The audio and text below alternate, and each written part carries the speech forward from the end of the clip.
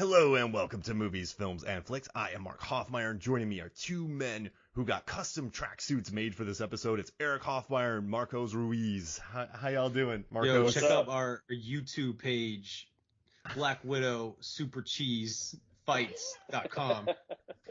I love the GoPros that y'all have on your head right now, and the tracksuits, and you guys look ready to go. I was gonna wear my Peaky Blinders hat because I actually have one of those. But it's too hot here where I am to wear one of those right now. I put it on for a bit. I was sweating bullets. Yeah, that'd be bad. And you know what? We're jumping into it right now, but I do love when the babies fight those kind of gangster geezer guys in the kind of skunkamola. Toddlers. Yeah, like when the toddlers fight, like the guys who are working in Mickey's kind of weed den. And so, like, traditionally you think these big, like, kind of blokes, like big geezer, tough guys are going to win. And then the toddlers just bust out some MMA and destroy them. And I think that's such a fun kind of flip and version of the kind of gangster trope where, like, the tough-talking guys, burly dudes, and they just get wiped out. Like, it was such kind of a refreshing scene because I did not see that coming. Like, they bring in, hey, Mickey, hey, Steve, hey, Joe, come on in here. And then they get the floor wiped with them. I like how Guy Ritchie does that. He brings in multiple different gangster styles into his movies. Yeah, like that was Russians, the new generation, the old school establishment, and he throws them all together. And the Asians, like Dry Eye. Oh my gosh, Dry Eye, yeah. And well, the one thing, as a huge fan of Guy Ritchie movies, what I love most about The Gentleman is this felt like the most adult, and it also felt like we were stepping into a world that was already established with very capable people. So, you have Charlie Hunnam, you have Mickey, you have just the entire, like Fletcher, you just have just these, like Ray, these really capable people who are already at the top of the heap. So we're not watching a Scarface, we're not watching the Snatch idiots or the Lock, Stock, and Two Smoking Barrels idiots. Like, we're watching, like, lions in there. These are the grown-ups. Yeah. Right. Yeah. Exactly. It's grown up lock stock. It's grown up lock stock basically. Yeah. They've evolved. Yeah. Don't watch JP. Watch the professionals, man. This is way more interesting. Yeah. And it's just capable people. And I don't know, when you guys watch this again, how refreshing is Ray, played by Charlie Hunnam? I mean, this is right. Like, is he not one of the most capable second in commands you've ever seen on screen? Yeah, definitely. The way they were always one step ahead. Yeah. He was always one step ahead, and you didn't know this. You learned this later on. The way he was one step ahead of Hugh Grant's character Fletcher, and how he knew to have that specific bottle of whiskey, of scotch, the Wagyu steak. I mean, that was just it was brilliant. It was brilliantly played, and he was cool. The glasses. I mean, it was just. And they gave him character flaws too. His OCD mania. He didn't want to go into that apartment with all the druggies. So he has some serious paranoia going on at the same time. And he needs to invest in parachutes as well. Oh yeah, that was a great line. Yeah. and that speaks. I love also too Mickey in this movie, Michael Pearson, played by Matthew McConaughey, where this isn't the type of boss where Ray messes up and he just gets rid of him. Ray messes up a couple times in this movie, and Mickey's just like, listen, we're at the top. I get it. Things happen. You're a beast. You have great cardigans. Like, it's cool. Yeah. Like, well, it takes like 6 months to train a new right-hand man. It's just not worth it. Yeah, consigliere. And I just love their relationship between the two of them. It's just such... Well, like, once again, this is it's so refreshing in that, like, remember in Scarface, his second in command with the sister, and they fall apart, and then Goodfellas. Oh, yeah. And, like, I feel like most gangster pictures got, like, the snitch, the kind of wild card, the crazy one. Like in Rounders, it's Edward Norton. Like, there's none of those characters in this movie. Like you said, this is the grown-ups playing. Yeah. And I think that's what makes it so rewatchable too. And this movie only had a budget of $22 million. And one thing I found out that was crazy is that, like, Charlie Hunnam and Hugh Grant only had about 5 days to get out 45 pages of dialogue during their scene at Ray's house. And it only took them 5 days to film all that dialogue. And you know what's interesting? I never liked the lighting inside of Ray's home because it felt very TV. It felt very blown out. But when you're shooting that in 5 days, you can't do individual coverage with different lighting setups each shot. So I get now why they bombed it with light, because you got to move fast. And so they hit it with those kind of light, like kind of, I don't know. I always pictured Ray's house to be more warm, but it's so blown out with the lighting. But that's because they had to shoot so much, and so much is in profile too. There's so many profile shots, and I think that's quicker than over the shoulder. So I think they framed it in ways where they could just knock it out in 5 days. And that's the kind of brilliance of this setup. Like I learned to appreciate it because I found out how short it was to make all that. Really, I wonder how much. Oh, sorry. No. Oh, I was thinking too. It's like when Hugh Grant was delivering those lines, it's almost he had a rhythmic flow to it. So he must have just rehearsed the hell out of those lines in advance to be able to go in and knock that out in 5 days. I mean, that must have taken weeks to get ready for all those lines, and they weren't short either. He was going on and on. Yeah. Now, what I read, I don't know if what I read, Mark, was that Guy Ritchie, at least with this movie and probably his other films as well, he would show up the day of filming and change the script. Yeah. I wonder if he did that with that dialogue between Hunnam and Grant. Yeah, he must have, because I know Grant's car got broken into the night before, so he had to throw a lot of stuff out. Like his car got broken into with all of his notes and script, and so he had to show up on set with all new stuff. But yeah, I think it was interesting. I was watching the behind the scenes footage, and the scene with Ray when he's running, chasing the kind of the I don't know, the hood, the kid, the local punks. Yeah, the local punks. When that was all improvised on the day. When he when he is talking about, like, I will disappear like the sun's at night when on the dawn, like Guy Ritchie was just throwing lines out for Charlie Hunnam to say, and that was all made up because they liked the kids that were cast.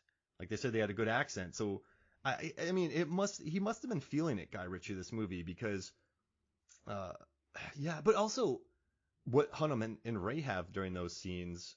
I'm sorry, what Ray and why do I keep forgetting Fletcher's name? Like, they're all explaining the plot. So I don't know how much you can improvise with that, because that all has to be like flashbacked and flash forward and cut back to. So maybe that's the technical lifting, and everything else was sort of improv. Yeah. Yeah, the narration was interesting to have Hugh Grant deliver the storyline, because it's normally the protagonist that's the narrator or someone really close. Very rarely when it's a third party telling the story. And just making crap up. Yeah. And he's saying all the wrong things, because then Hunnam constantly is like correcting him. Let me tell you what really happened. He's just speculating about everything. Yeah. Oh, it's beautiful. And I love the costume design. They put him in red. They kind of wanted to give him a devilish feel. And I also learned Charlie Hunnam just went shopping with Guy Ritchie for his costume to get into character. The two just got like a black, Visa card by the studio and just went out and bought a load of cardigans for Hunnam to run. I have a question for you guys. Okay, I'm going to forget about this, but I think one cool thing, everyone in this movie is kind of explained of as an animal. So you have McConaughey, who's like an old dog. He's the lion. You have the fox in the hen house, played by Jeremy Strong Matthew. You have the toad, who is Fletcher. And then you have the dragon. And then, like, they also say, like, the feral beast, like Dry Eye. Oh, the silverback. Yeah. There's like, silverback, yeah. But Ray never gets an animal. So what do you two think his animal would be? Because there's so many animals in this movie. Because this movie was originally called Laws of the Jungle, but there was a bunch of movies with jungle in the title, so it got switched to The Gentleman. So wow, what animal would Ray be? I know it's so a weird question. Loyalty, independent. I would think it would be like some kind of parrot. I'd say German Shepherd. Ooh, because they're loyal. Doberman. Yeah. Well, like, if you stick your finger in a bird's cage, it's gonna bite the crap out of your finger. So if you want to be more animalistic, a pit bull. Oh, because his personal pit bull with like. Yeah. So we have a pit bull, we have a parrot, and we have a German Shepherd. Yeah. But parrots live a long time. They're kind of docile. They're smart. Parrots are smarter than what people realize. I kind of like pit bull because super loyal, but then he busts out a machine gun. What was interesting though, that if you think about it, Ray doesn't have very much action in the film. He's not really. I mean, Colin Farrell's character, what is Coach? The coach. and Bugsy Malone and the toddlers, they're the ones that kind of like have the most action in the film. And as Eric said earlier, he doesn't even want to go into the room. He sends in, what's that guy's name, Bunny? Yeah, Bunny. Yeah. They call him Smackies? I think they call him Smackies. Yeah. I love Bunny, by the way. He's Bunny's great. I like how he got winded while chasing those kids around. Yeah.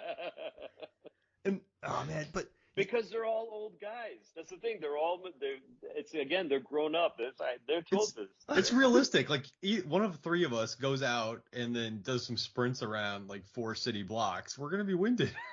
Yeah. Yeah, if I have to chase a 15-year-old punk, I'm done.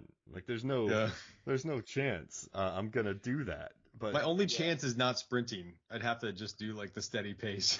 Hope that they wear out. That was the beauty of, like, I mean, I don't know what you guys think about the Lethal Weapon films, but that was one of the things that was attractive about the Lethal Weapon films, I think, was that these were, Murtaugh constantly saying, I'm too old for this, and just that whole constant, like, they're just tired, they're. But was it the second Lethal Weapon when he chased a car by foot and chased it down? Was that the second one where he was running through the streets barefoot without a shirt on? Yeah. Riggs, yeah. Well, he's the stud. Glover Murtaugh's the old guy. Like, he doesn't want to do any running. He's sitting on his action scenes involve him like sitting on the toilet and like almost blowing up. Exactly. Yeah. And that was kind of like Ray. Ray's just like, oh, really, we have to do this again, And then he's just so tired of Fletcher. Love the way he says his name.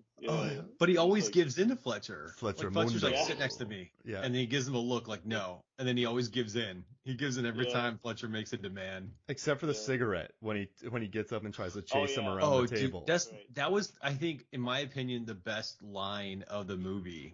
Because he's like, if you're thinking about smoking that in here, don't.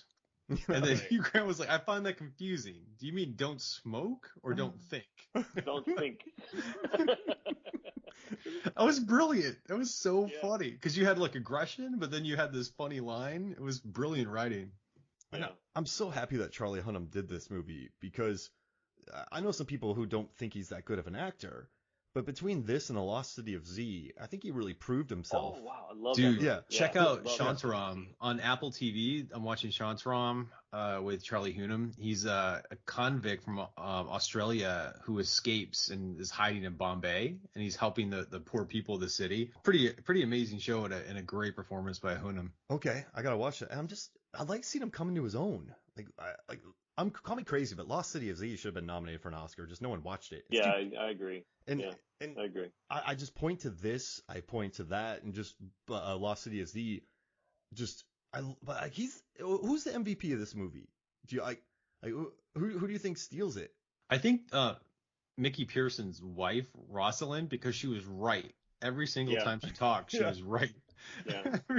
I mean, the whole thing about calling Burger a fox. If you let a fox in the hen house, you get blood and feathers everywhere. Yeah. Or she also warned him, if word spreads that you're getting out, that could be read as weakness. Every single time she was right, and that's why I think it was. That was a cool character. She has one of my favorite lines in the movie, in any movie ever. Which I don't know if I can say it here, but she says there's effery afoot. Yeah. Remember when she says that? Yeah. What? I mean, wait. We have a PG-13 rating, so if you want to say it, that's all good. Yeah, she says there's fuckery afoot. I mean, that was the funniest line, and it was so true, and it was just like it was so brilliantly placed. And it's fun to say. I mean, that's a fun. Like I want to use that in everyday conversations, but I couldn't get away with it. Yeah, just casually. Oh yeah, go for it. For me, it was Mickey and Rosalind. That's her name, Rosalind. Yeah. And then Michelle Dockerie. The whole. I mean, he was just fighting for her, man, and the way their relationship. You don't see that. That was one of the things that I thought was impressive to me. I don't see that kind of relationship in films that portrayed that much anymore. And it was just like, I mean, and they're pot dealers and whatever, but. Ultimately, they're street hoods, but they have a good marriage, Yeah. and that idea of his devotion to her was impressive. I thought that was impressive. Like think about Goodfellas, Casino, Donnie Brasco, all those, basically pretty much every crime movie ever. It's like, if you can't pack up and leave in 15 minutes, they're not worth it. Like this is a guy who absolutely loves his wife, and then she takes care of two guys with a paperweight. That's amazing. But yeah, they don't fight. There's no bullets. cheating. There's no anything, and like it, and also too, this is a grown-up McConaughey performance. Like this is several years into McConaissance. He also played, I believe that movie, The Lincoln Lawyer, where he plays Mickey Holler, and he's Mickey in this, like the Mickeys, and also Mickey's in Snatch. So like Mickey's like tied in with all these people. But like, it's like I think this Killer Joe, Interstellar, I think this is one of the first movies ever where Guy Ritchie uses McConaughey's just like temper. Like you can tell that he's kept it cool. He fought his way up. He's a hyper violent man, but now he's kind of gentrified, but he still has that lion in him, and you can see it in his face. Like you can when he talks to people, when he like understands the game, and it's just I think it's one of the few movies that uses his physicality well. A lot of his shots are in profile, and you sort of actually believe that he's the lion, which I kind of dig. And I guess if I MVP. But in real life, though, too, I can see McConaughey enjoying marijuana. I don't know if he smokes a lot, but it seems like in real life, I think he believed in that type of character, in that, the legality of marijuana. I mean, I read his book. Does he still imbibe? I read his book, and I think he might still. That's that book, Green Lights, right? Yeah, it's good. Yeah. One of my favorite stories from that's how he learned he wanted to train for Rain of Fire. He's like, I'm gonna run 5 miles barefoot. Like he did that for a day. He's like, I'm gonna stand on the edge of and like not fear heights. And like he said he was gonna like take 3 shots of tequila every morning. That didn't last. So if you ever read about his training routine for Rain of Fire, it'll give you a good laugh. But it's like an epic disaster. Yeah. Yeah. I was going through a list of McConaughey movies, and I forgot about Rain of Fire. What a great movie. I love that film. Remember when he showed up on the tank, and you're just going, it's like Nick Cage when he got jacked in Con Air. You're going, what is happening? Like, he was always in shape. But this was like beefy McConaughey. And you're like, what? Wait, is he bald? Like, does he have a beard? Like, what? Yeah. What's happening? And then he just beats up Christian Bale, and you're like, all right, I believe this. Yeah. That movie makes me happy. I dig that film. It does. Yeah. It's one of the greatest cinematic jumps of all time when he jumps into the dragon's mouth and the dragon just eats him. Oh, that was great with the axe. Was it an axe? Yeah, an axe. Right? Hey, little did he know 15 years later he would use a dragon analogy. Yeah. In a movie. Yeah. Oh, wait, think about that. Yeah. Movies where his name is Mickey, movies where there's a dragon reference. I should do like the ultimate McConaughey movie and try to build that to see like all the patterns. Yeah. Good idea. But no, yeah, there's no cheating. They just like each other. That's a really that's odd. You never really think about that. It's odd in films today. Yeah. You don't really see it. And like you said, Donnie Brasco's. I love Donnie Brasco's based on a true story, but his marriage is falling apart because he's undercover. Mm-hmm. You got Scarface. Forget about it. That was just ridiculous. But yeah, and you don't see those. I don't know. It's always broken marriages or guys messing around and But Marcos, I will say we're all referencing American gangster movies, but the British gangster movies, that's a whole other genre to itself. I mean, they're more refined. Yeah, it's like all the British gangster movies are about like that middle tier where they're all kind of somewhat professional. It's like I think Guy Ritchie said that British actors enjoy playing gangsters as much as American actors like playing cowboys. Oh, that's a great point. Like, I mean, Blinders. Yeah. Oh, Peaky Blinders. Oh man, don't get me started on Cillian Murphy. Like he's, oh my gosh, he is so good in that show. Yeah. Are you kidding me? Yeah. I guess you're right though. The kind of idea of like Lock, Stock, and then Snatch, and then Rock and Rolla. Just watching Layer Cake. Layer Cake too. Layer Cake. I forgot about that was like the middle tier professional drug dealers.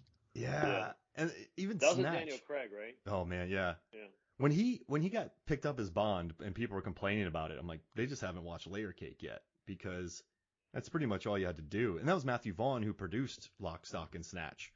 So like Guy Ritchie and Matthew Vaughn have churned out a lot of, and also Green Street Hooligans. That's a fun movie with Charlie Hunnam as well.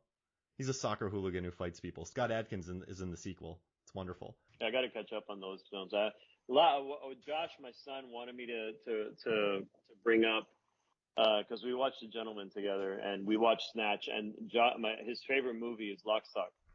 Oh. And there was a line in The Gentleman between Rosalind and Dry Eye, a conversation that they were having. That's a repeat of a line in Snatch. Oh. And it basically, Dry Eyes brought the merchandise to the car parts to Rosalind's, auto shop, body shop, whatever it is. And she says, "How much do I owe you?" And he says, "Nothing." And she says, "Okay, how much do I owe you?" And that was a line from Snatch where Benicio del Toro is talking to Boris, the sneaky fucking Russian. And he says, Boris is selling him a gun, and he goes, "It's a revolver," and he says, "How much do you want for it?" And he says, "Nothing." Yeah. And Benicio goes, "Okay, five. What is it? 4 fingers. Four Maybe fingers. 4 fingers. Yeah.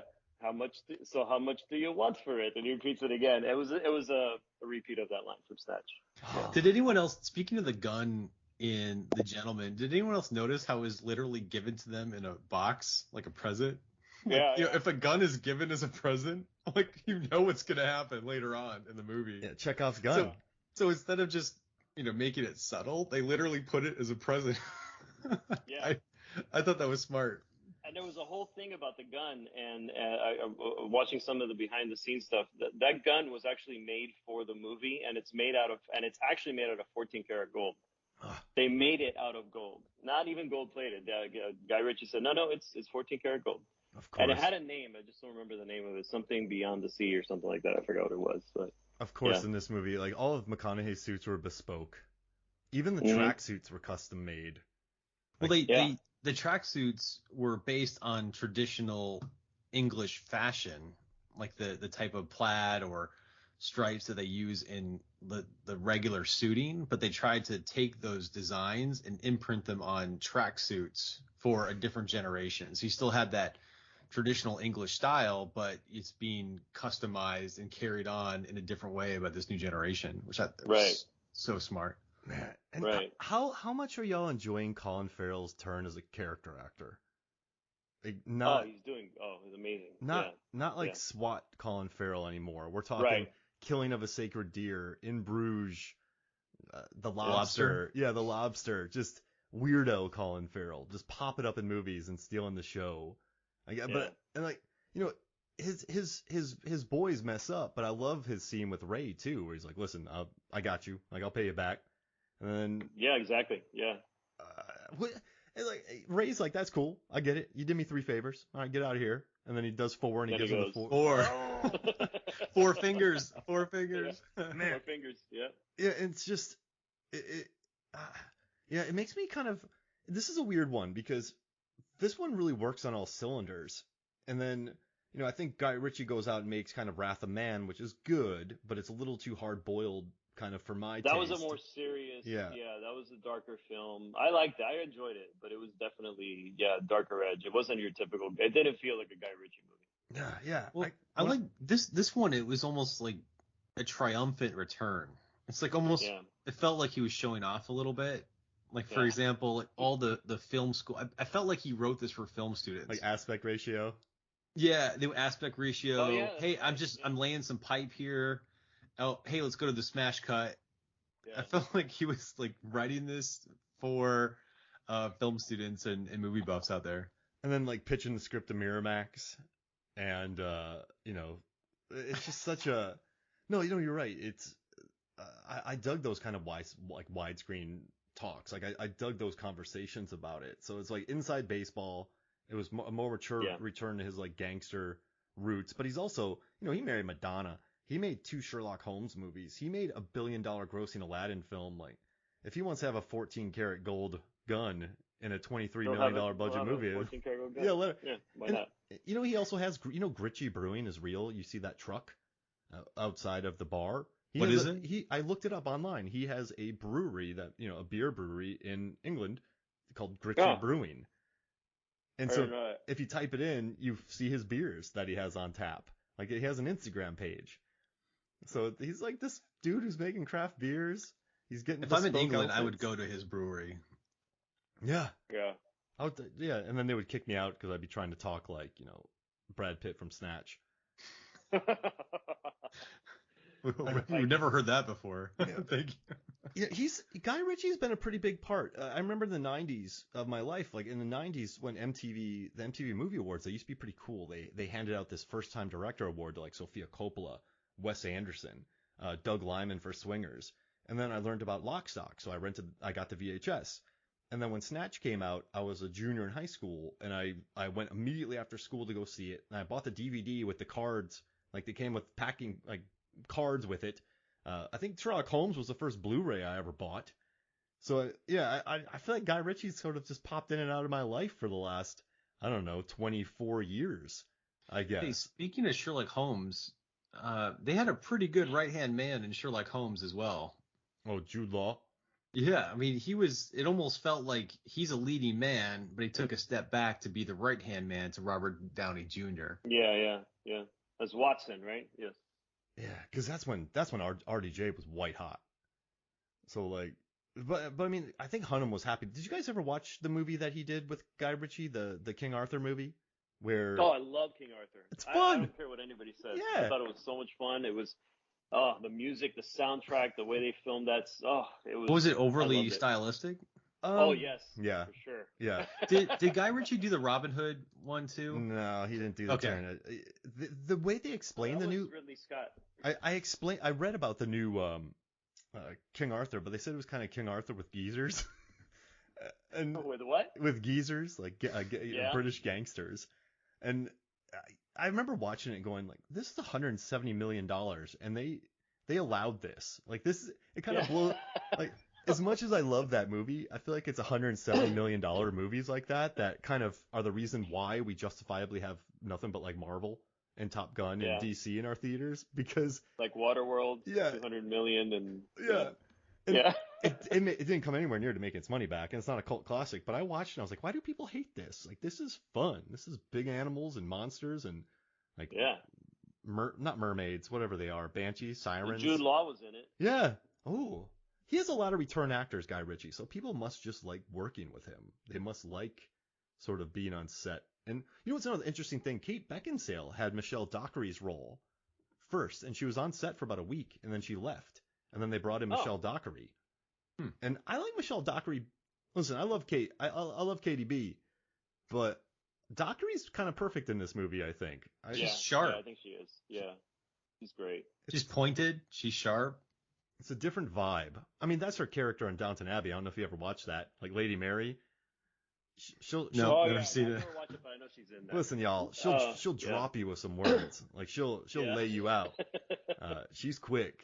So seeing her in this, just kind of like laying like that scene with her and Henry Golding. You know what's crazy? Henry Golding's first day on set was the day where he has to sit down with Matthew McConaughey and offer him, put all the zeros into the calculator. That was his first day on set. Which didn't you like clicking. that? How you heard the clicking? You Yeah. hit the number of clicks that they did, and after a few clicks, then Hunnam turns around like Yeah. a lot of clicks. I couldn't tell. I was wondering if he was actually just erasing and then adding again. Like he was just kind of like, what do I do? He's just making it up. Oh, fat fingered that one. Yeah.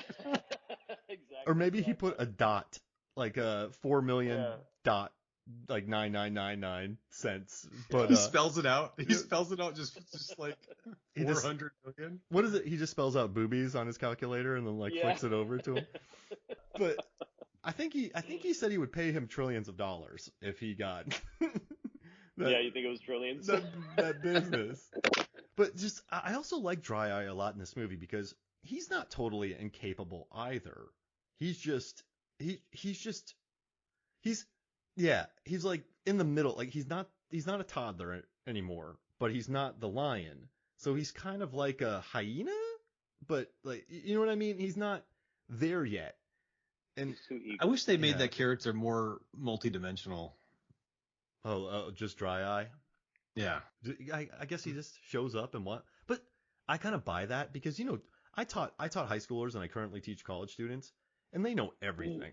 Like and so I feel like he's older than that, but I feel like he's in his college years of gangsterhood where he feels like he's untouchable and the young blood, and he doesn't really understand the laws yet, but he has that kind of cock of the walk, for lack of a better term. He wore cool clothes too. I love that jacket he had with all the fabric around the neck. Yeah. Everyone was different. Like everyone had, I would be the Charlie Hunnam. I would be Ray. I'd be cardiganed. I'd have cool sweaters. What did you guys think of? Because I forgot to look up some more behind the scenes on this guy, Matthew, the Jewish. Jeremy Strong. He's in Succession.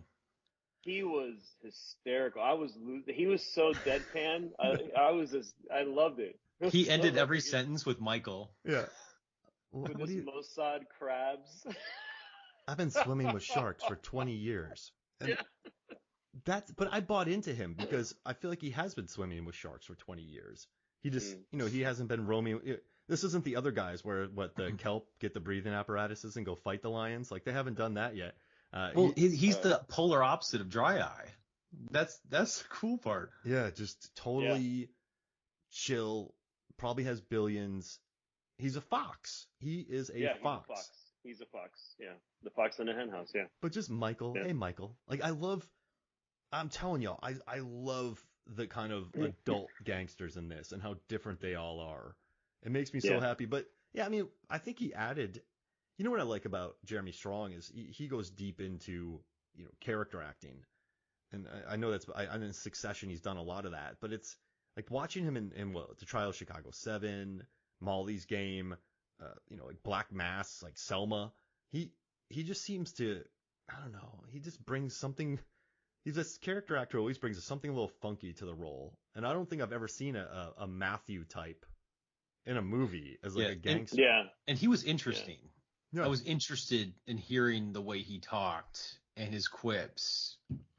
Mm-hmm. It's Matthew. What is? He was. I just loved his deadpan style. It was just, and that scene where they're at the Lord's house or whoever that guy was at the beginning, and they're, he one-upped Mickey by donating an entire, building or something, entire wing, and that was. But then they had a conversation about wardrobe. They basically talked about the importance of wardrobe in real life, which is really just Guy Ritchie calling out like why he dressed the characters the way he did. Yeah. Guy Ritchie would hate the way I dress. Jeans, brewery t-shirts, hats from coffee shops that I buy. He would be annoyed. A Fitbit. I wouldn't be. I want to rock that clothes that they wear in London, but we're down here in South Florida, man. I've tried, believe me, but it's like you come back home within 2 minutes and you're like, I can't do this. Imagine wearing all that wool. Yeah, I know. It's a lot of layers. It's a lot of layers. What is that? I know this sounds weird, but in the movie, The Interview, Seth Rogen goes on this trip and he goes on this long hike, but all he brings is one bottle of water. And he's like, I packed like a fool. So I feel like if you go out in August in Miami in Charlie Hunnam's wear, you're gonna be like, I dressed like a fool. Yeah, December in Miami. Forget August. December in Miami. I dressed like a fool. He's got to like hide machine guns, so he's got to wear the pea coat. Yeah, that's right. Yeah. Is he? Who's the main character of this movie? Is he the main character of this movie? No, I think Mickey is for Sure. Mickey? I think Mickey. Yeah, I think Hugh Grant is. He tells the story. Yeah, I just thought about that. Like, but he balances. But Hugh Grant's like the fool. He's kind of like the jester, It's just I don't know. To McConaughey's king. That's actually a king of the jungle. That's a great point, because if you think about jesters, they do tell the stories. They do, and then that's his role in this. And it is about the laws of the jungle, so then you kind of have like the court jester telling the tale. It's interesting, but no, just I don't know. It's one of those movies I think snuck out kind of came out of nowhere for me, and it pulled in 115 million worldwide. This movie was a hit. So I didn't know about it until Marcos recommended it. Oh, really? Yeah. Because you're welcome. This was released. And here we are. Yeah. When did this hit theaters? 2018 was it? 2020. It came out in 2019, but I think it hit the U.S. in 2020. Yeah, it came out in 2020, right before the pandemic, and it still pulled in 115 million worldwide. Wow. So people dug this. And you said, Eric, did it have bad reviews? You said something about like it. Only from the top critics, the most jaded top critics. Really? Yeah. but it has 75% critic score on Rotten Tomatoes. But you know how the top critics came out kind of knives out. Yeah. Like, you know, Henry, 84% audience score. the important one of the important ones is IMDb, 7.8 out of 10, 336,000 ratings. 7.8. So the average IMDb rating is 6.8. So if you average every single score out, 6.8. And you don't see many 7.8s in here. Like, this is almost reaching the IMDb probably like top 250 list. So like, people absolutely adore this movie. So I got a question for you guys. Do you think the audience and critics appreciate it more or less if you're into Guy Ritchie movies? Can you watch this movie as a standalone without understanding the style and all of his past movies? Just general rhetorical question. I think that people like you either like Snatch or you hate Snatch, and I know people who hated Snatch, and then there's people who I know more of who thought Snatch was brilliant, and I think it's just you either enjoy this, and also it has to do. It's not even Guy Ritchie. I think Guy Ritchie does a great job in putting a spotlight on English culture and history. That's why when he wanted to do King Arthur.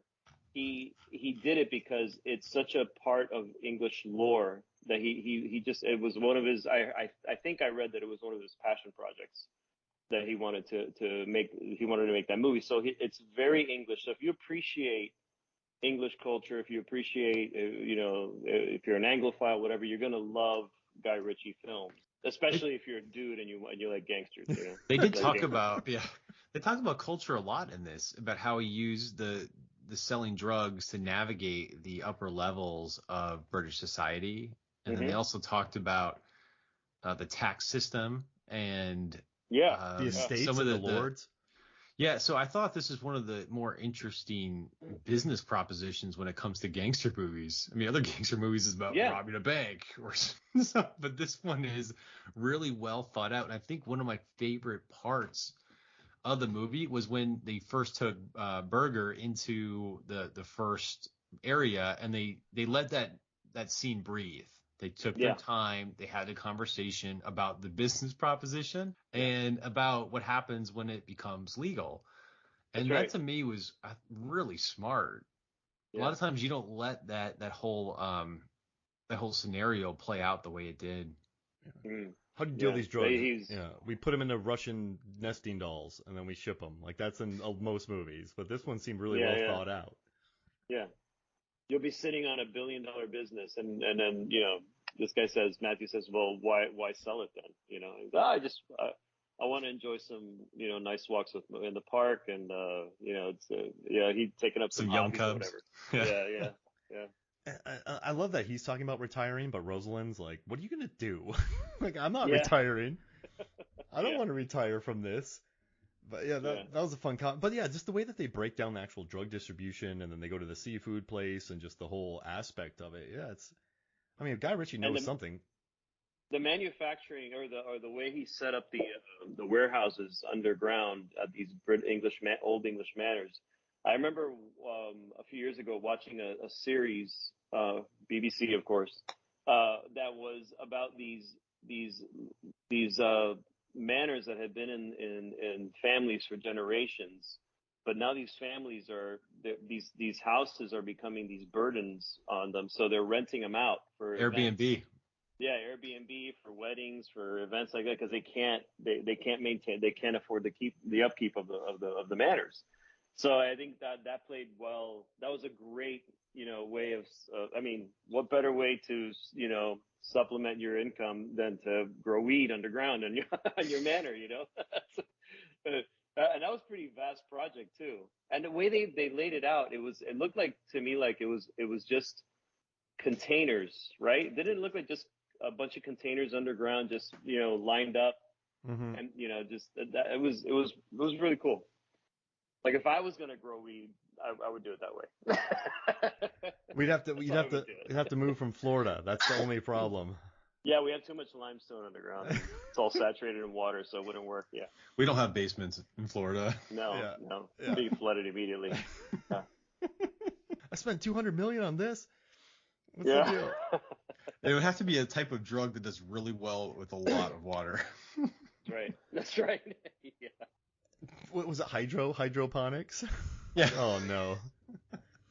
But Yeah. I have a question about this movie though. It's I think Snatch and Lock, Stock have achieved the cult classic status that they have. Is they're rough around the edges, but they're kind of more blue collar. You have Jason Statham and his assistant Vinny talking Jones. about the Germans. Vinny Like Jones, you just have people, Bricktop's the head of the everyone's worried about Bricktop. These are just sort of the bottom feeders of kind of gangster culture, and it's cheesy. It's kind of, you can, you have the pikeys, and sort of lack of a better word, the gypsies, the travelers. Sorry if I'm messing up that word, but I think it's more sort of accessible and cheeky and stylish. But The Gentleman, I wonder if The Gentleman's going to have a massive audience moving forward, because it's so, it's just adult criminals behaving intelligently.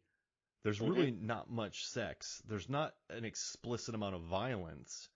There's a lot of conversation. So I think, listen, critics liked it, audiences liked it, and made a bunch of money. But do you think it's going to take on a set? And I'm not blaming the movie for this. It's a very adult, good movie that was successful. But do you think it'll have a life like Snatch will? Maybe. There's just so much more content now than there was when Snatch and Lock, Stock came out. Yeah. Like right now, I talked to people. I was on an airplane yesterday, and I was just talking to this guy about shows, and I'm like, it's almost, and you recommend a show, and people are like, yeah, whatever. I've got 10 other shows lined up, so I'm not going to take your recommendation. It's like if you recommend something these days, people don't listen. Unless Marcos recommends a movie, I'll watch it. But I keep telling people about The Gentleman, and I don't know. I hope it takes off. They're making Eric, you shared that TV show. That story about the TV show on Netflix that Guy Ritchie's producing. And I read the synopsis of it. It's really it's going to be interesting, because I think it has to do with one of the manor house owners and his pot farm underground. That's a great point. Yeah. Yeah, I mean, so it is. It somebody saw something in it to allow Guy Ritchie to make a series on Netflix, which I think is a big deal. Yeah. That's a great point, because it feels like TV shows are more talked about than movies these days. Movies come and go, but TV shows kind of linger around longer in public conversation. Ooh, Do we still call them TV shows? Is that what we call them, or? No, streaming shows. Mark, what do you call them? Streaming shows. Yeah, I guess streaming shows. I don't want to call Andor anything. I want to call Andor like a classic. I don't even want to, like, that's a prestige television. I don't know. But yeah, so I read here Vinny Jones is going to be in it, Giancarlo Esposito, and also Kaya Scodelario, who's in one of my favorite movies of the last 5 years called Crawl, where she's in a crawl space during a hurricane in Florida with gators attacking her. Yeah, in Tampa, right? Yeah. I think she's in Tampa. There's a hurricane, there's an alligator. Yeah. A low budget movie that far exceeded expectations. 13. That was a Blumhouse. Was that Blumhouse? It was. Was it Jason Blum? No, it was. I don't know who produced it, but Alejandro Aja directed it and had $13 million budget. And so I actually teach it to my students, because I showed, like, when I found out that movie had a $13 million budget, my jaw dropped, because that's like one of the best looking. Wow. I thought it was like 50. But I think they went over to Bulgaria and shot it. They got a bunch of tax incentives and everything. But Bulgaria. They had a giant warehouse. People go over to like Budapest, different countries and everything. But like, you go to Budapest and you can make Blade Runner 2049. You can make it because you get gigantic. You get a break. Like Blade 2, they shot there and they paid their extra $16 a day. But in LA it would be $300. In Atlanta it's like $70. So you can get more bang for your buck. But still, $13 million to make Crawl? Yeah. Come on. They should have made Hard Rain out in Budapest, Mark. Yeah, or like Crawl. Hard Rain, man. Yeah, oh wow. Not LA. Eric and I covered that the other day, and that's really. Yeah, that's I gotta go back and listen to that. Yeah, I gotta edit and release, but I just like high concept action films. I just like Rainstorm, like Hurricane Heist, Snakes on a Plane. Give me a movie that you can explain in the title in an elevator. Clown Cruise. Yeah, Clown Cruise. It's terrifying. That's nightmare fuel, as Colin Farrell said, is called The Coach and The Gentleman. Nightmare fuel. You can't get off the ship surrounded by clowns. That is a nightmare. So what are your favorite moments from The Gentleman? Like, I think my favorite line, real quick, is when he's called a Cockney Cleopatra and a Cowboy Caesar. Like that's like, I paused. Cockney Cleopatra. I paused that and I just went, that's really great. That made me so happy to hear it, because she's a Cockney Cleopatra and he's a Cowboy Caesar.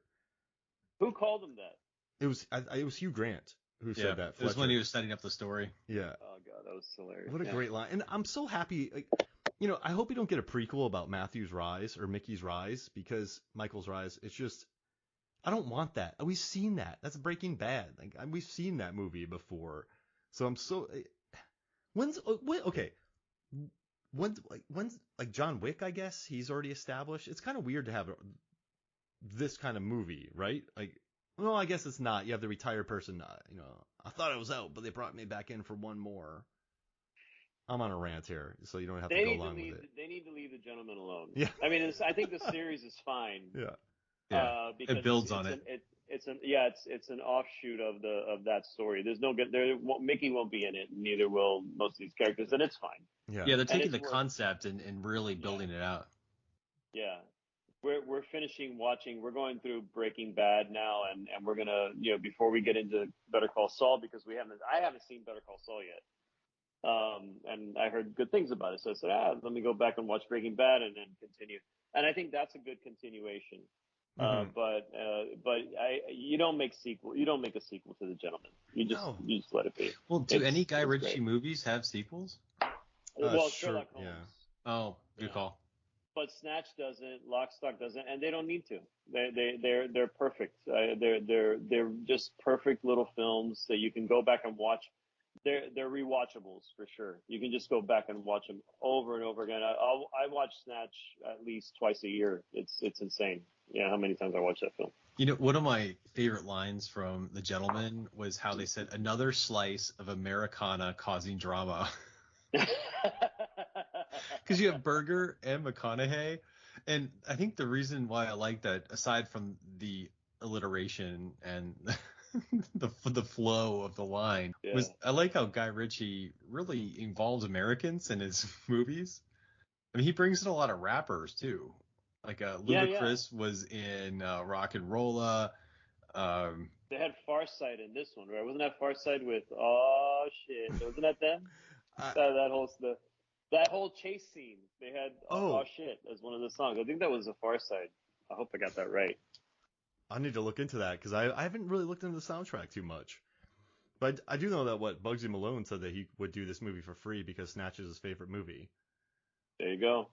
So, yeah, he's like Snatch is. You know what's great about Snatch and The Gentleman is that there's some twists and turns, but when you watch Goodfellas, Casino, you just feel like you need a nap. Like you feel like you need sunlight. Yeah.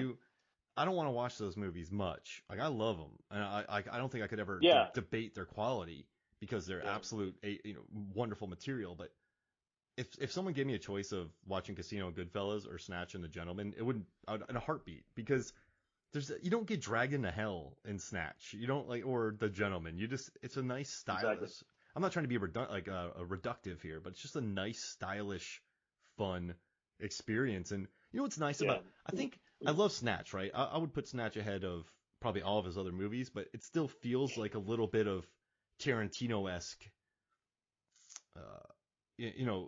British Tarantino gangster vibes. But I like about. Oh, but then he went to Rock and Rolla and he went Tarantino-like, and I hated it. It was not fun. Oh, really? I hated that one. Everything about Rock and Rolla. Oh yeah, I knew you hate that message when you Eric sent me a text message going, "I hate Rock and Rolla." In other words, and then I was sorry, I've been trying to keep it positive, and I really did not like that movie. And that's fine, and I responded like, I dig it, like I like Tom Hardy in it, I like Toby Kebbell a lot, and I got no response. I'm like, yeah, Eric wants nothing to do with Rock and Rolla.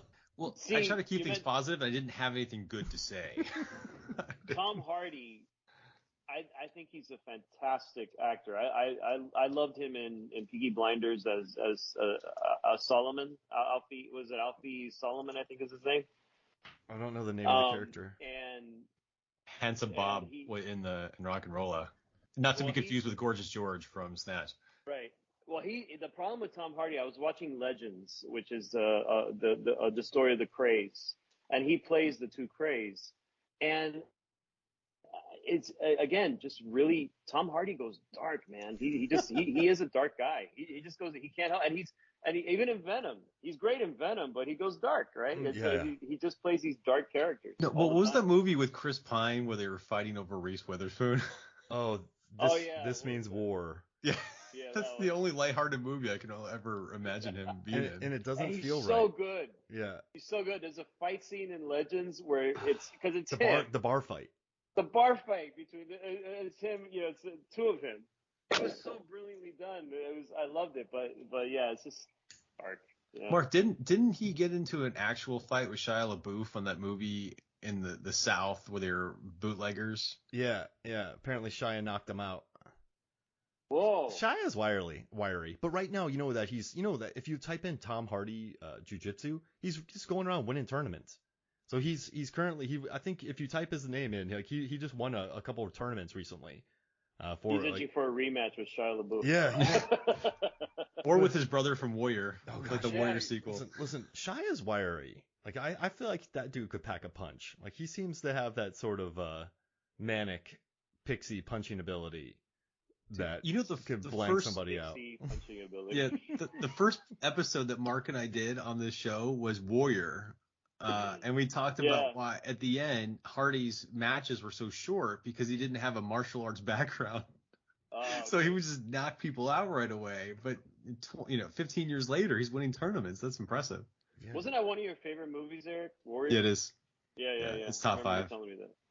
It's a beautiful flick. It's just so good. But yeah, if Tom Hardy's in this movie, it's a different vibe, y'all. He's gonna be sweaty. He's just gonna. I don't even think Tom Hardy would fit in this film. It's not, because this one is fun. It's upbeat.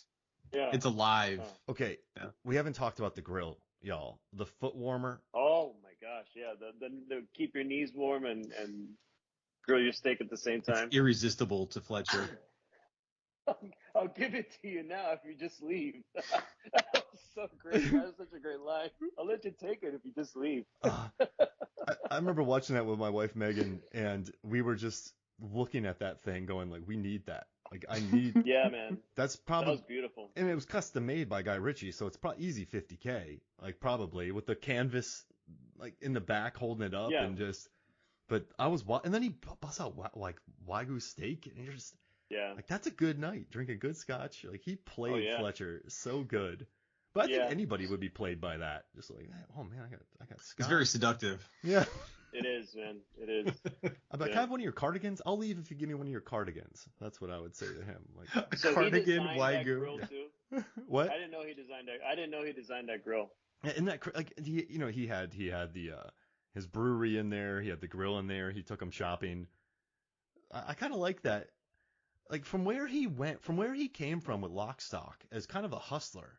Like, he, music video, worked his way up. I feel like he's, in a way, Mickey used his influence to kind of get to the upper echelon with the Lords, but he's still always going to be that drug dealer. I think Guy Ritchie sort of used his prestige to, marry Madonna, become a millionaire, get that prestige. But maybe he still looked at it as that gangster director. Yeah. So I wonder if there's a bit of Guy Ritchie in there as well. Yeah. Yeah. I think he did say that this film has a lot of him in it. Oh. Yeah, he did. I read that. I just read that today. I was just looking up, trying to find some other stuff. But he basically said, yeah, this film has a lot of me in it. Yeah. Oh gosh. And also, I think your son will like this, but Sting's daughter is in this movie, and Sting was in Lock, Stock, and Two Smoking Barrels. Was she? Oh, is she the meth head? Yeah, she's the meth head in this movie. Oh, the heroin addict. Sorry, heroin. The singer. I can see that. I could see that the way she looked. Yeah, she. That's his daughter. Wow, I didn't know that. Yeah, Elliot Sumner. That's his daughter. So all these years later, he brought back Sting's daughter to be in The Gentleman from his bartender in Lock, Stock, and Two Smoking Barrels. That's so cool. Yeah. Yeah. And guns always play an important part too in his movies. This is really random, but Lock, Stock with the rifles, right? I mean, the entire movie hinges on that. And then, of course, in Snatch, this year says, what? The fake gun, the gun that doesn't work. Yeah. Eagle. Was it the replica? Desert Eagle. Yeah, the replicas and the Desert Eagle. The other ones said replicas. Yeah. And yours say replicas. And then this one with the golden gun. And she plugs those two guys square in the forehead. Right? Yeah, man. That was incredible. I was like, wow, that's a good shot. What do you Twice.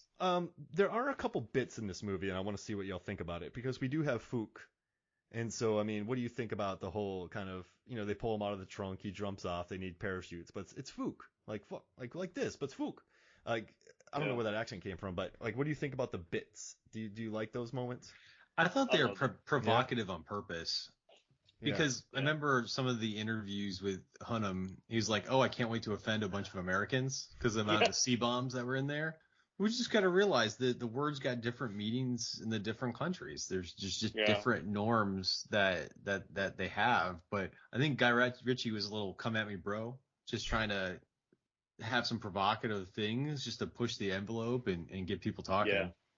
And Henry Golding had to defend the movie as well, because in his scenes, people do sort of, pull fake accents and call him a Chinaman and everything like that. But he's like, this is a gangster movie. He's like, I don't want these. Yeah. He's like, I don't want it being homogenized into nothingness. But he's like, I felt safe on set the entire time. It wasn't like, it wasn't, what's the word? Just gratuitous, I guess. No. And so he said he felt that. Comeback line. He gets a comeback line. I forgot what it was, but he takes a shot at one of the English dudes. Yeah. It's like one of the white English dudes. Oh, I'm trying to remember that one. Oh, I don't remember it right now, but he does take a shot. You know what we haven't talked about? The vomit. Oh, no. Yeah. The poisoning of the drink. That seemed out of place to me. Lord George, that's his name. Yeah. Mickey hates his vices. Yeah. Yeah. But I don't know I thought it was kind of annoying because, he's justifying it to himself that I only sell marijuana, therefore I'm not a bad guy. Yeah. So I get what he's trying to say in terms of the heroin and the cocaine versus the marijuana, but I don't know, it just seemed like they were using that to say, okay, I'm a good gangster. Mm-hmm. And to me, I'm like, yeah, whatever. You're still a gangster. You've got blood on your hands, just like everyone else.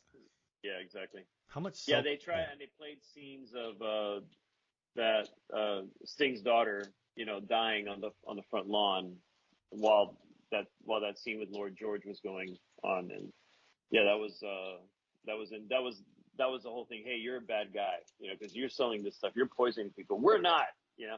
But I think Guy Ritchie. One of the things that they didn't get into a lot, but when I saw the behind the scenes, is it Hunnam? Is that how you pronounce it, Hunnam? Charlie Hunnam or Hunnam? Yeah, one Charlie of Hunnam. them. Yeah. And Guy Ritchie, they said they sat down for like 3 hours and talked about a bunch of other stuff besides the movie.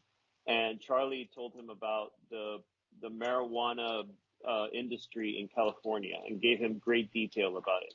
So apparently these two guys have a lot of insight into weed, and the weed business. And it could have been a political statement too about the legalization. Yeah, it could have been. Yeah.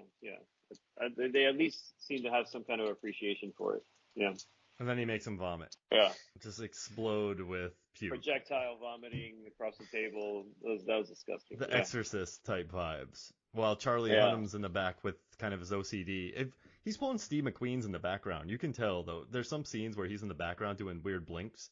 So remember on Magnificent Seven where Steve McQueen kept background acting while Yul Brynner was saying lines because Steve McQueen wanted the eye to be on him, like the audience to watch him, and it became like a big thing. I don't remember. Oh yeah, you gotta read about it because McQueen in the background was fiddling with his gun, fiddling with his hat, fiddling with his shirt, and so when you're supposed to be focusing on Yul Brynner, you're in the background like, why is Steve McQueen picking his nose? Like, is Steve McQueen? Like, why is he playing peekaboo with the audience? Like, I don't understand what's going on here. So I did notice a little bit of Hunnam in the back there, kind of blinking and sort of pulling his little twitches. But that makes sense, I guess. I'm not OCD. I don't know exactly what he had, but that doesn't stop when you're sitting there when your boss is talking to somebody in a shady place. So I guess that makes sense. But yeah, I mean, listen, Mickey knows he's bad. I think to get that far and to murder that many people, like he knows, but maybe that's how you keep yourself. That's how you sleep at night. Justify it to yourself. Yeah. A lot of self-justification. Yeah, for sure. And he's not doing human trafficking, so that's nice. People do that all the time. Like you do something bad, but I do good things for my community, so it's okay. Oh yeah. That's such a common intellectual fallacy that we see every day from all walks of life. Yeah. Two wrongs make a right as well. Like like, you do this, but I do this. Like, I shot him. I only broke his leg. Like, so it's cool Yeah, what I did. yeah. Your crime is way worse than mine, so Scumbag. you're way worse. Yeah. I like his talk about vices though. He's like vice. Yeah. He's like, you do this, but like those are vices as well. He's like, yeah, but I don't do them. Like it's kind of a brat argument right there because they both know what's going on. Yeah. And then vomit. Yeah, he tells him, you have every vice. I think he tells him something. Mickey tells him something like that. You're a victim to every vice or something to that nature. Yeah. That might be some of the most surprise vomit since maybe I don't know, like Hot Tub Time Machine or that Hall Pass movie, which is one of the worst films I've ever seen. Hall Pass. What do you think it was kind of like the Dumb and Dumber bathroom scene maybe? Except they didn't show it there, but you knew what was going on. Imagine if they did add that. That would be a different movie entirely. Poor Lord George just on the bathroom. Just crapping his pants. Oh gosh. And just like then what? Dry Eye kills him, and I don't know. It's too bad because Lord George was smart about his business.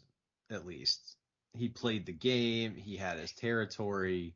Yeah. And then he just got supplanted by this young brash guy. Yeah. Henry Golding. After Crazy Rich Asians, I love seeing him in this movie. I dug him. Yeah, I think he did it just so he wasn't typecast as the nice guy. The debonair nice guy. I felt so bad watching Snake Eyes because. Like, oh, that was horrible. Was that him? Yeah, and also Andrew Koji is in it, who is in a show called Warrior. I think it's called Warrior. But yeah, he's just an unbelievable, really good act. And Iko Uwais is in it, like my favorite action star of the Raid. They wasted Raid 2. Iko in Snake Eyes. We were sitting in the movie theater, and I think it's the first movie we went to post-pandemic. And whenever action scenes started, we went, ugh. Like that's. Yeah. But then when characters were on the screen, you kind of liked it. But then when it went to an action moment, you're like, ugh. Because the amount of cuts in the. I made a prediction that he was going to be like the next big action star. Then I watched Snake Eyes and I went, oh no. So I was definitely wrong on that. But yeah, I mean, credit to Guy Ritchie for bringing him in though. I think he adds style. Like he fits alongside all these guys. Like he holds his own. He's interesting. But I think so. Colin Farrell, Matthew McConaughey, Charlie Hunnam, Michelle, Downton Abbey, like this big. I don't know. He said that people just joined on to this movie. I read an interview where Guy Ritchie just said, yeah, it came together easy. People read the script and wanted in. I'm like, oh my gosh. And I know McConaughey complained about it because he said every day on set he was just getting new lines. But then he said but he did say the new lines make the movie better. So he's like, so what am I to do? But a quick question for you guys. Like, what's your favorite movie of the McConaissance? So let's say it started with Lincoln Lawyer. And then, went on from there. Like, what are your favorite performances of his since maybe like 2011? I'll say Mud. Oh yeah, what a movie. Oh, I have to see that. That's one of them. So you guys enjoy that movie? Oh yeah. Yeah. The director, Jeff Nichols, his brother's in a band called Lucero, which is one of my favorite bands of all time. Oh, okay, one of the best live bands out there, by the way. And so when he started making movies, he started with a movie called Shotgun Stories. And so I was like, oh man, Ben Nichols' brother is making movies. But now Ben Nichols is Jeff Nichols' brother because Jeff Nichols made like Midnight Special and Take Shelter, which is one of my all-time favorite films. I think I've never been hit harder by a movie. But yeah, Mud, like he respects the Midwest. He respects the lower class. Like it's not, oh dang, Fred, where's my alligator and my weed? Like I think he likes these people and there's a lot of stories to be told between the coasts. And he just looks so he did Lincoln Lawyer, Bernie, Killer Joe, The Paperboy, Mud, Magic Mike, Dallas Buyers Club, Wolf of Wall Street. Then he did True Detective, Interstellar. True Detective is the best. Yeah. Yeah, and that's not a film, but True Detective was outrageously good. He was so good in that. Yeah. Made me want to drink Lone Star. Yeah. And just talk to people inside of interrogation rooms. If you're in Texas, Lone Star tastes really good. Yeah. That, and there's another one too. It's the Bach, Shiner Bach. Some Shiner. Get some Shiner out there when you're there. Yeah, Shiner Bach. That's good Texas stuff. But True Detective was Louisiana. So it's what is it? A beta. Oh, beta. I love some Abita. They have that gay Strawgator. That's a good beer right there. Gay Strawgator? Yeah, Strawgator. I like Strawgator. Oh, Strawgator. Okay. Yeah. But they I don't know. And then he had some rough roles there, but then he just started like, because he had White Boy Rick, Serenity, Dark Tower, Gold. So he had a bunch of duds, but then, Beach Bum and Gentleman, he sort of kicked back up, and I think he's been doing pretty great since then. I think the favorite feature performance is Mud. I think my favorite McConaughey cameo was Wolf of Wall Street. The pounding of the chest. Yeah. And then my favorite was Tropic mentoring. Oh, TiVo. Yes. I got your TiVo.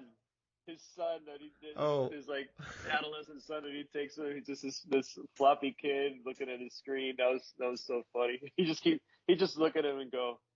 It was so funny. Yeah, I loved having him back in that movie, and I would really recommend reading his book.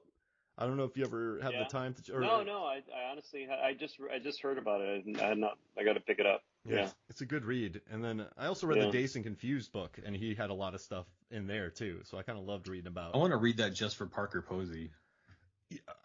Yeah. A couple things. Sorry to Mark explain, but I love what she did on Dazed and Confused, because she saw that the only people who were getting major roles were kind of improv'd. And so her and Joey Lauren Adams at night would look through the script and pick places to improv and fall down or different lines. And that's why they have so much screen time, and some other people don't, because they figured out a way to adapt on Dazed and Confused, Parker Posey said. So that makes me happy. Parker Posey is one of my favorite actresses, if I can say actresses. She's so funny. She can do almost any role, and she can be heinous, like this heinous person. Yeah, I saw her in I watched Lost in Space on Netflix. Yes. And that was so good. I love that series. Mm-hmm. And she was brilliant in that. But you're right, I forgot Dazed and Confused. She brought life to that movie. She really did. And like Blade Trinity, I don't think it's a good movie, but she owns every second of it. She's just.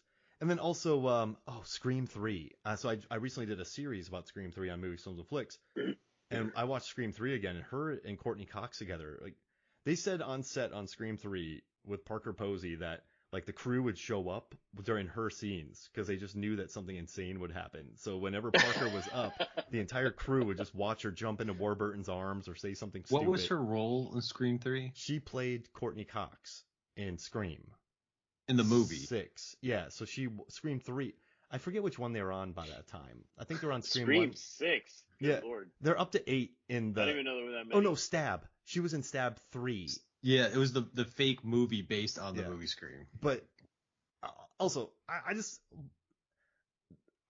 This is completely off, but speaking of wardrobe, there's a scene where Courtney Cox walks into a soundstage and she's dressed in the brightest yellow and red that you'll ever see in a human. But behind her, there's a yellow ladder, there's a yellow sign. Someone just jumped off something yellow, so they coordinated that entire scene in that corner of the soundstage for all the props to match her incredibly loud yellow and red suit. So that movie gets an A+ because of that. That style moment matches anything in The Gentleman.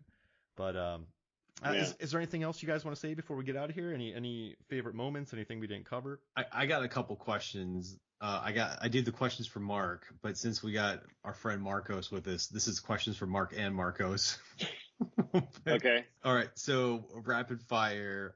Did Hugh Grant have more fun in Paddington 2 or The Gentleman? Because he was lampooning himself in both movies. I didn't see Paddington 2. Or Paddington. As an adult, it's very enjoyable. Okay. Okay, I'll check it out. I'm gonna say Paddington 2 because shooting 45 pages of dialogue in 5 days does not sound fun. That sounds exhausting. So I'm gonna say Paddington 2 because he knew he played a washed-up actor, Marcos. Yeah. And who commits the crime? He owns that role. And also Paddington 2 has many similarities with Ernest Goes to Jail. Just letting everyone know. There's at least 20 of them. Just letting everybody know that. But I'm going to say Paddington 2 because he Paddington probably ripped off Ernest. No, I have a list. I can read it later. There's 20 reasons. Screenplay larceny. Yeah. No, I'm dead serious. But it's he had more time to act, I think, on Paddington 2. So I'm gonna say Paddington 2 because He looked like he was having fun in The Gentleman, though. It was and it was funny seeing Hugh Grant because I hadn't seen Hugh Grant in years, honestly, since he slept with that hooker. That was the last time I saw him. Not because I was offended by that. I just that wasn't into some of the films he was making. I loved his character in this film. I was surprised because I didn't see Paddington 2. But I was surprised at how great he was in this movie. He played that role brilliantly. He seemed to be having fun with it. Anyway, what's your next question? This wasn't his first Guy Ritchie movie. He was awesome in the Man from U.N.C.L.E. as well, which I also haven't seen. I have to watch that. That's my favorite Guy Ritchie movie, personally. Love that movie. All right, better narrator, Hugh Grant or Morgan Freeman? Oh, wow. Can I throw Jason Statham from Snatch in there? Because I'll take him. Yes. But yeah, okay. If I had to rate him, that's right. Yeah. I mean, it's got to be Shawshank. Morgan Freeman's done so much narration work too. The Penguin documentary. There's been so many. I feel like Hugh Grant's like ADD narrator. Yeah. That's what it felt like to me. Yeah. Like he's just all over the place. And Morgan Freeman is he's a gentleman. He's articulate. You can, definitely. I would go with Morgan Freeman for sure. Okay, I agree. Yeah. I normally like cheeky answers, but it'd be too provocative to say Hugh Grant over Morgan Freeman. Yeah. I know that's the funny part because there's really no question. There's no comparison. Yeah. So in Guy Ritchie movies, somebody is always a couple steps ahead of everybody else. You just don't know which person is the one that's going to come out on top sometimes. Yeah. So the reveal where they explain how the person is a couple steps ahead. Is there a name for that? Is that aha moment where you find out, okay, who is the person that has it all figured out? Cool. I mean, what's the reveal known as in the industry, Mark? I mean, it's not the twist. I mean, I guess it is a twist because you prove that you have been ahead of them the whole time. It's true. Or it's if it's a twist, if it's the person that you least expect to come out on top. Like in Snatch, it was Mickey and the travelers. So then, right. They were the ones who were. But then that was kind of a twist because you didn't see that coming. Man from U.N.C.L.E. There's one. I won't share because Marcos hasn't seen them. Yeah, I want to watch that now. Yeah, I mean, I couldn't even tell you. I couldn't. Okay. I don't even know. So we'll say like a reveal or a twist, or there's that light bulb moment where someone emerges victorious. Yeah. That was a good question. I normally have an answer for that, but I don't know what that is. Got it. Last question. In this movie, it felt like they were just enamored by their creative names for marijuana that we covered early. All right, if you two could come up with the funniest possible names for marijuana, what would it be? And just to kick it off, I think Stinky Sasquatch would be my. Oh, I was gonna say Skunk Ape. That's very Florida right there. Weed. Yeah. the Florida man. Yeah, the Florida man. The Florida man. The Strand. Florida man Strand. Yeah, there you go. Yeah. Oh gosh, the Florida. I like that a lot. I'm trying to think of something about Deep Blue Sea. I mean, like Ganja and Hess. What was the name of the chef, of the cook, LL Cool J's character? Preacher.